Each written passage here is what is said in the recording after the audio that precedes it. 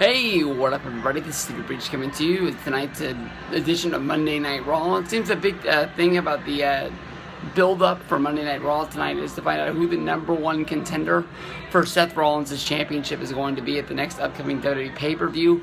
It seems as if they made it pretty obvious that Roman Reigns is going to be the choice that's going to be going after the championship. He came out and he confronted Seth Rollins at the very beginning of the show. From there, they said that they were going to have 4 separate singles matches in order to set up a fatal 4-way at the end of the night. And it seems that they're just sort of like spending a whole lot of time on this. Already we've seen Kevin Owens, we've already seen Roman Reigns move on and advance in this. More than likely Cesaro is going to be in there. He was my pick going into the day.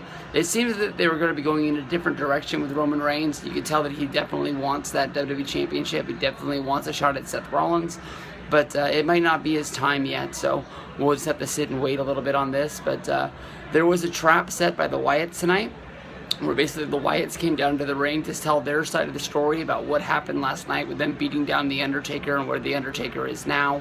From here, basically, Kane came down to the ring to confront Bray Wyatt, as he was saying that basically he was feeding on the soul of The Undertaker. So I guess we are to believe that the Wyatts have taken Undertaker back to their lair, mansion, hideaway, or whatever you want to call wherever the Wyatts go. Remember they used those houses and they've used the sheds in previous vignettes using the Wyatts, but we don't really see how often they go back to those or whatever they're doing. But I'm guessing that Undertaker is tied up there, living there. Maybe he's been brainwashed or something like that. But Kane came down to confront the Wyatts and fight the Wyatts to try and get the Undertaker back, try to get vengeance for his brother.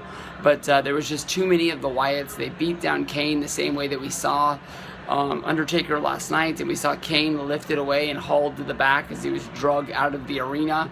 I'm guessing that takes them out of the picture. So I was thinking that we were going to get like some sort of a old-fashioned, old-school Survivor Series match, a 4-on-4, but it seems that maybe this storyline is being put on ice for a little bit. Maybe it's not going to be played out at Survivor Series, because wherever Kane and Undertaker are, I'm guessing that we're going to have to see them break free and come back, or something like that. Or maybe somebody's going to have to fight the Wyatts in order to get Undertaker and Kane and bring them back, and we're going to have to find out who wants to fight for Undertaker and Kane. I know that they're big-time fan favorites, but they don't have a lot of friends.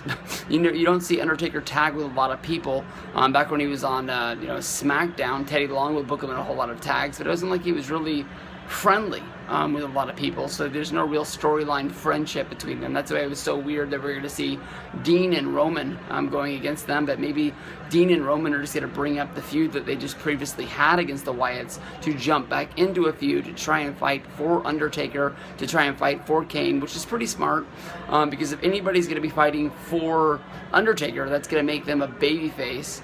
And if Roman does this, maybe he can get over the hump to where the point where fans are cheering for him and hoping that he succeeds, because they want to see Undertaker fight at WrestleMania one more time, or at least fight again.